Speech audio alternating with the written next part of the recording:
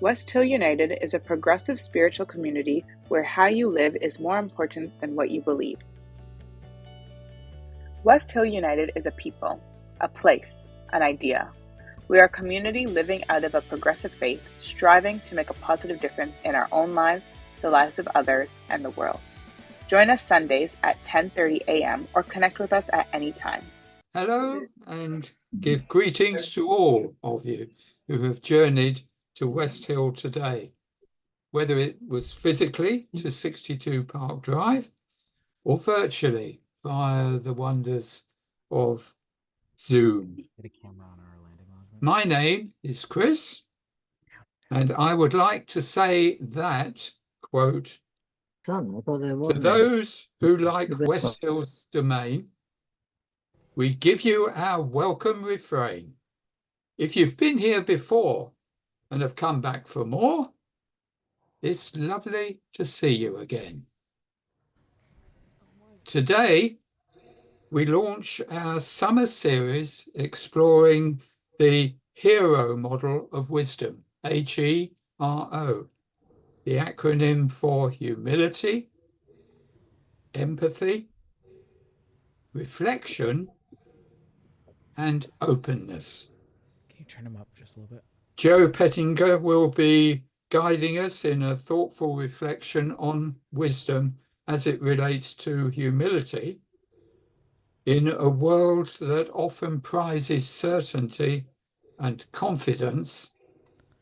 What does it mean to approach life with a wise and humble heart? What indeed? But first, we begin by acknowledging that the land on which we gather is the traditional territory of the Mississaugas of the Credit First Nations and was previously occupied by the Huron-Wendat and Seneca First Nations.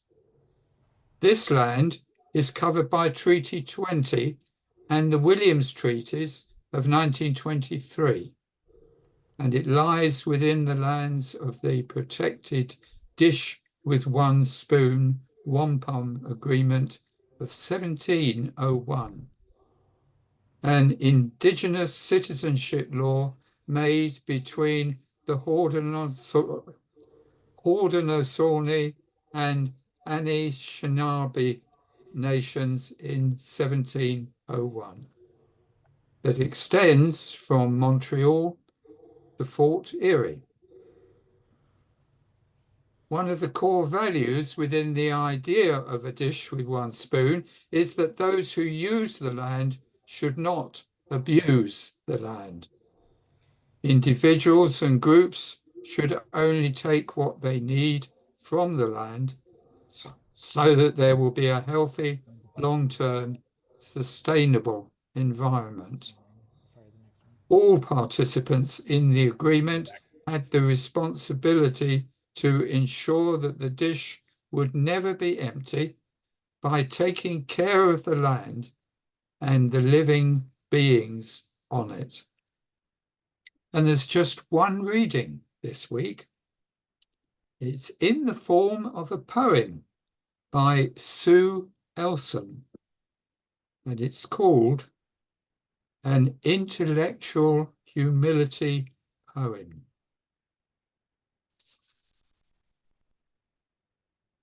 I could be right. I could be wrong. With intellectual humility, I won't sound the gong. I'll look, I'll listen, I'll see other points of view. I'll be open to ideas and seek the new.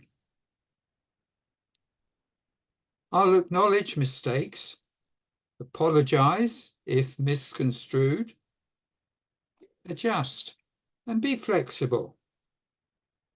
Be aware and valued. I do not have all the answers on every topic around. I'll maximize my strengths, but keep my feet on the ground. I choose to respect alternative perspectives. Knowing others are intelligent, and that includes my relatives. To truly be me, I must know myself. Wisdom helps manage the choices that I am dealt. Humble I will be with all ideas. My mind's capacity manages what it hears. Without judgment and with empathy, I'll be an active participant of intellectual humility, offered as wisdom for the journey. May we walk in its light. The last few times I've spoken, and I just want to say, first of all, thank you, as I've said at different times, for the warm welcome. And I've been at West Hill now for 2 months. I've had the opportunity to share a couple different times. I started out in sharing what I thought was the biggest message that I could share, the most crucial message. And that is, more than anything, I want to be a person, a leader of love. And that's what attracted me to West Hill, is that West Hill is guided by love. West Hill says we are grounded in our humanity, and out of that, of all the things that we could choose, is to be guided by love. And so I gave a perspective. I gave a talk on being guided by love.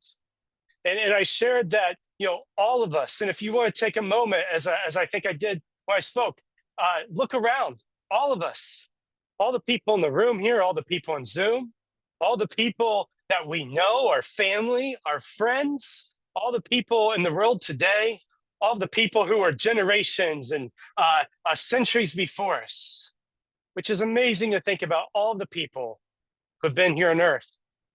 I think that we all have one thing in common. It's what the Greeks would call eudaimonia, and it translates to the good life. We want to live a good life. Now, of course, people do it in different ways. Some do it in the right way. Some take shortcuts to try to get there through greed or through power or whatever it might be. But the way that many Greek philosophers would say is the way to get there is through virtue, aka love. If you recall, I shared, am I just sounding cliche? Am I just saying, like the Beatles, all you need is love and everything will work out? But I do think that's what the research shows, as I shared. The Harvard Study of Adult Development shares that people who have the most life satisfaction have lived lives full of love. What the research shows. Well, that then brings up the question, what is love? And I explored that topic, and maybe I cheated a little bit because I didn't really give the answer of what all love is, as who really knows what all it is. But the answer I gave is, it is something to be explored through wisdom. We use wisdom to know what love is. And I've said this before, that knowledge is great, but without love, it's not wisdom. And so when we combine that, we live lives of wisdom in a better, loving, virtuous life, which can lead to the good life that we want to experience. Well, if you're following me so far, right now, it's kind of like, when you go into a new episode on Netflix or something, and they show the preview of what's happened in the past. So I've given a little bit of the preview. And that brings us to where we are now. In my line of thinking, then the next question to me is, well, what is wisdom? We've entertained what the good life is, a life of loving relationships for ourselves, for others, for the world, and then how to get there is through wisdom. Well, what is wisdom? So I thought that we'd take a little bit of a deeper dive into that. And just to kind of give you a preview, and I apologize if you can't see the individual Sundays there on the screen. If you want, it is posted online. I think it'll be sent out through the e-blast. But to give a little bit of a preview of what's ahead, and I'm going to bring it up here as well on my screen. This week, we are going to talk about humility. and how when we lower ourselves to the right level, and we'll talk a little bit more about that, how it can open us up to learn and to experience so much more in life. And then next week, our very own Dave Bergeson is going to talk about unlearning, and that's going to follow up on humility and how we learn so many things in our life, but it takes humility to unlearn.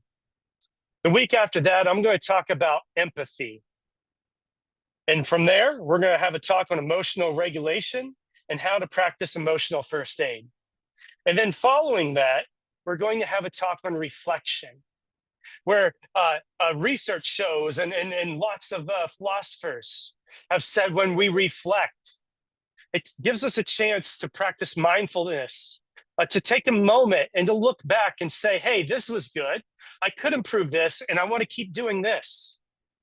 And following that talk, we're going to have a talk by Dan Cooperstock on misinformation, how we're constantly taking in lots of information and how we can reflect on it and realize what is information that we should be taking in and what is not the best of information, misinformation. And then finally, the last talk that we're going to have is a talk on openness, where we need to be open to new ideas and new experiences and have the courage to do them.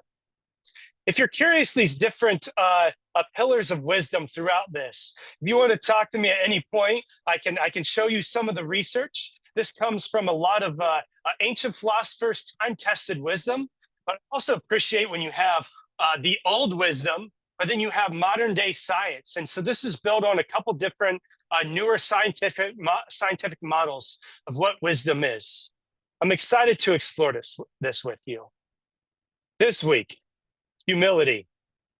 I'd like to start out by reading a story that we are all probably familiar with. So if you're ready for story time, sorry I don't have popcorn or anything like that, but get ready for a good story time. A hare was making fun of the tortoise one day. Any idea what this story could be? A hare was making fun of the tortoise one day for being so slow. Do you ever get anywhere? He asked with a mocking laugh. Yes, replied the tortoise. And I get there sooner than you think. I'll run you a race and prove it. The hare was much amused at the idea of running a race with the tortoise, but for the fun of the thing, he agreed. So the fox, who had consented to act as a judge, marked the distance and started the runners off. The hare was soon far out of sight, and to make the tortoise feel very deeply how ridiculous it was for him to try a race with the hare, he laid down beside the course to take a nap until the tortoise should catch up. Well, in case you don't know how this story ends, here we go. The tortoise, meanwhile, kept going slowly, but steadily, and after a time passed the place where the hare was sleeping. But the hare slept on very peacefully. And when at last he did wake up, the tortoise was near the goal. The hare now ran his swiftest, but he could not overtake the tortoise in time. Usually that story is told as a moral story for trying your best, a teaching to, just give it your best and see what happens. And while I appreciate that, I also see this theme in this story where the hare was arrogant. The hare did not practice humility. But at the same time, I want to point out that the tortoise didn't say, oh, I'm just a lowly tortoise. I can't really go that fast. Why should I even try? Just as the song just said, try everything. You might stumble, you might fail, but try it. And even at the beginning of the story, the tortoise says, after the hare mocked it, saying, do you ever get anywhere? The tortoise replied, yes. And I actually get there sooner than you think. I'll run you a race and prove it. I'll show you what I can do. Humility. If we can move the slide to the next slide there. We often think of humility with this definition. And this comes from the Oxford English Dictionary, and it says the quality of having a modest or low view of one's importance. I'm going to say that again, the quality of having a modest or low view of one's importance. I have to say, I agree with the modest part, but I don't agree with the part that says a low view. I'm going to read from you. This is from VIA Character Strengths, and it's on the screen as well in the next slide. This is from an organization that's called Virtue and Action. So doing good and action, or as I would say, love and action. And they say a common misconception is that humility involves having a low self-esteem, a sense of unworthiness, and or a lack of self-focus. However, true humility involves an accurate self-assessment, recognition of limitations, keeping accomplishments in perspective, and forgetting of the self. Humble people do not distort information to defend or verify their own image, and they do not need to see or present themselves as being better than they actually are. I'm going to go back to the tortoise. The tortoise did not say, I can't even finish the race. Why even try? The tortoise didn't also say, I'm going to beat you. What the tortoise said is, I actually might be a little bit faster than you think. The tortoise knew what it could do. It didn't say it was going to win the race, but it said, here, let me show you what I can do. Another definition of humility that I like, and this comes from the Journal of Social and Clinical Psychology. It says, although humility frequently is equated with a sense of unworthiness and low self-regard, theoreticians view true humility as a rich, multifaceted construct that entails an accurate assessment of one's characteristics. When I looked at the research of what wisdom is, I was torn if I should start with humility or if I should start with a sense of agency, a sense of belief in oneself.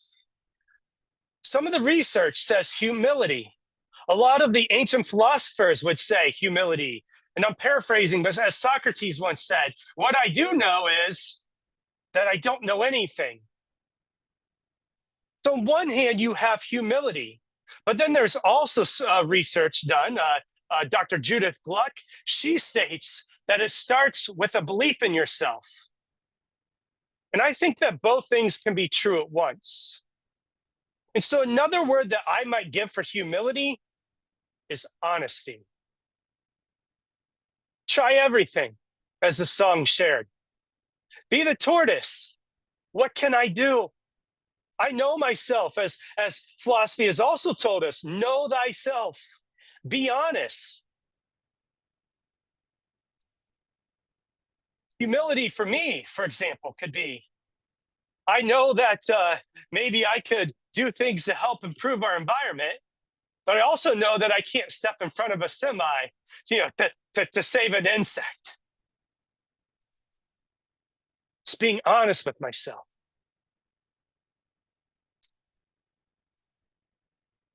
I think that we all can consider times in our life when we've had to be honest, when we've had a belief that we can do something, but we've also have had to be honest about our current situation and circumstances. In a moment, I'm going to ask for us to reflect on that. And actually, I'm going to ask for us to get together in groups and to talk about it. But before we do, I'd like to just share maybe a few times from my life. And I don't want to just give the good stories of times where I've had humility. That's like saying, I won an award and being the most honest or the most humble person. But what I want to reflect on as I share some stories is times where I've had to have honesty. Yesterday, I went for a hike. I went for a climb. I lost my phone. I didn't realize it till the end of the climb, a couple hours later. That's okay. Luckily, someone turned in my phone. I make mistakes. I'm human. In fact, that word human, H-U-M is the root. Comes from the Latin. The etymology of that is to be grounded. Ground. Humility shares that same root. And when we often say someone's grounded, we don't mean that they are lower than what they should be. What we say when someone's grounded is that they're grounded in reality, that they can look at their life and they can say, this is who I am. This is the situation, the circumstances. And with humility, I'm going to move forward. Some other stories where I've had to take an honest look in the mirror. When I was a teenager and I was in a tough living situation, I had to take an honest look in the mirror and say, this is not good for me. The situation I'm in is not the best. What can I do about it? I had to be honest. When I was in college and I was trying to pay out of pocket, maybe on one hand, I could have said, I got this, I can do it, I can keep working hard. But I had to be honest. I had to say, Joe, you can't work the hours that you are and be a student. So what can you do? And I had to switch schools for a while. I was honest with myself. And it ended up being a lot better than maybe what it would have been if I had just burned out. In 2016, when I was a young minister, and I'd gone through seminary and I had studied, so many different things, I could have said, I have it all figured out. I know it all. I've got a book that tells me I've got all the answers. But rather, after going to a conference on the other side of the world in a different culture and coming across different people who see things in different ways, I had an honest look in the mirror and I said, Joe, what if you don't have all the answers? And I don't want to come across as if I've always chosen a honest humility, a humble path. But I can look back at these different moments in my life and I can say, I'm so thankful that I chose that route, that I said, that I was honest with myself. I didn't say, Joe, you are the scum of the earth and you'll never figure it out. But I also didn't say you have all the answers. I said, let's explore, try everything. But with humility, knowing that you might fall, that you might stumble, but that's where the adventure lies. That's where the fun is and the exploration. And what were the results? I lost a lot in some of those times. When I was a teenager, it meant moving again. When I was, an undergrad, it meant switching schools for a semester until I could catch up financially. When I was a minister and I started to change some of my different viewpoints, it meant losing a career and many friendships. But because I was honest with myself, it led to so much more. I often like to think of my life as it's this table, and as it says in our values, that our values are for our relationships, for ourselves, for others, for the world. And when I look at the table, I want to have a table that I enjoy, what I am, eating and what I'm participating in, and the conversations and the friendships I have. When I look at these choices, it's been choices that have allowed me to have a bigger table, to have more enjoyment, more substance. I once heard a professor speak, and I want to share this with you, and maybe this is where I will end. The professor was talking about existential questions that humanity faces. And he gave 5 big existential questions that we all probably can relate to. And I won't go through those all, but what he said really stood out. He said, facing existential questions with humility is the pathway to flourishing. I'll say that again. Facing existential questions with humility is the pathway to flourishing. When we can be honest, and on one hand say, I don't have all of the answers, but on the other hand, have belief in ourselves that we can come to the best answers that we can. That's a path to flourishing. And I want to encourage you with that. I don't know exactly what you're facing right now in your life, what existential questions that might be on your mind. But I say, be human. It's okay. None of us have it figured out.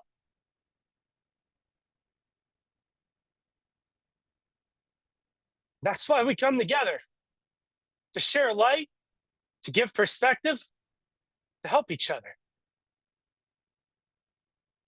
Stay humble.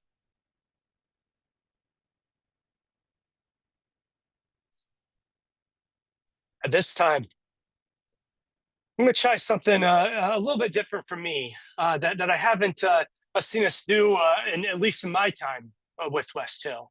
I think it's been done before, but I want us just to break up into some small groups here, and maybe however you think in the room there is best to break up. Go ahead and do that, and then here online, I think, Aiden, are you going to kind of break us up into some different groups here on Zoom? Yes. Or is there a way that, excellent. And then what I'm going to ask, we break up into these groups. I want us to hear from our fellow humble counterparts, our fellow humans.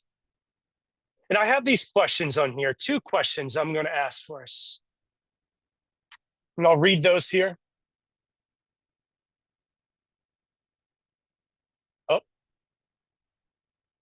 Actually, let's see if I can see here on my screen here. Here we go. Has there ever been a time when you had to take an honest look at yourself or circumstances and choose humility? What were the results? And of course, with this answer, I know sometimes our humans, they can also sometimes want to brag, but they can also sometimes want to not share. But I think it's okay, Be open with each other as much as you feel comfortable with. And then the second question is, what's something you've changed your mind about in the last few years or at any point in your life? What role did humility play? So if we could at this time, let us break up into groups, and then we'll come back together and maybe share an answer or two with each other. Become a sustaining champion of West Hill United's work by committing to an automatic monthly donation. Learn more or donate now through Canada Helps.